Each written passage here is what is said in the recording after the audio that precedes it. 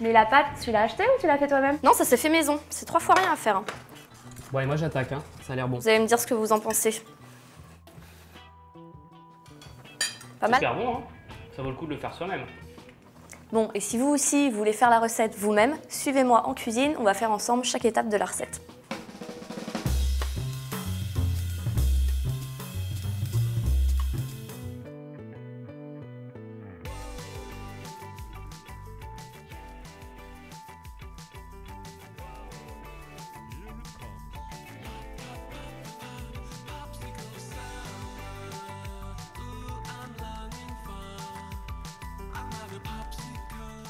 Première astuce très importante pour éviter d'avoir des grumeaux, ne jamais verser directement votre farine à l'intérieur du liquide. Au contraire, mettez d'abord votre farine dans le bol, creusez ensuite un puits au centre et incorporez délicatement vos liquides, toujours au fur et à mesure et en mélangeant très régulièrement.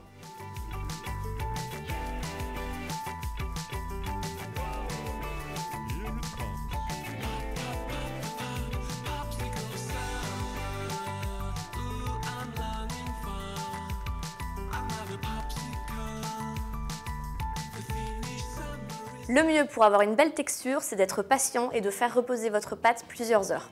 Pour faire vos crêpes, commencez à mettre un peu d'huile ou de beurre dans le fond de la poêle. Attendez que ce soit bien chaud et vous pouvez ensuite mettre votre pâte à crêpes.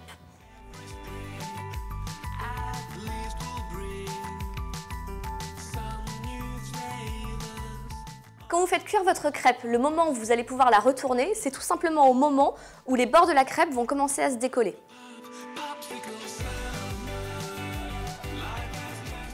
L'idéal pour faire vos crêpes, c'est d'utiliser ce qu'on appelle une biligue. C'est quelque chose qui est en général utilisé par les professionnels, c'est une grande galetière.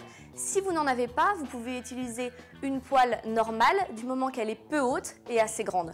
Si vous n'avez qu'une poêle classique, ça fera aussi l'affaire, mais veillez à ce qu'elle soit relativement grande. Maintenant que mes crêpes sont prêtes, je vais pouvoir les garnir. Et pour ça, je vais opter pour un grand classique qui est d'une valeur sûre. C'est la galette complète, avec un œuf, un peu de fromage et du jambon.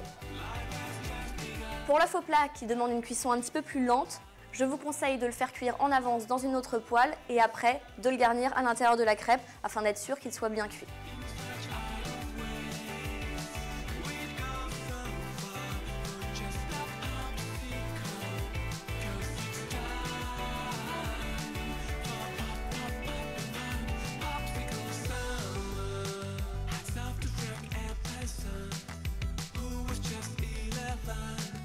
Et hop, une petite galette complète réalisée en un rien de temps. Vous voyez, ça valait le coup de le faire soi-même.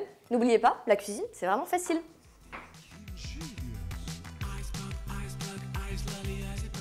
Bon, puis j'ai une petite astuce pour vous si vous faites des apéros avec des amis. Ce que vous pouvez faire, c'est des galettes de ce type, mais vous les coupez en petits morceaux avec des petits pics. Nickel pour un apéritif.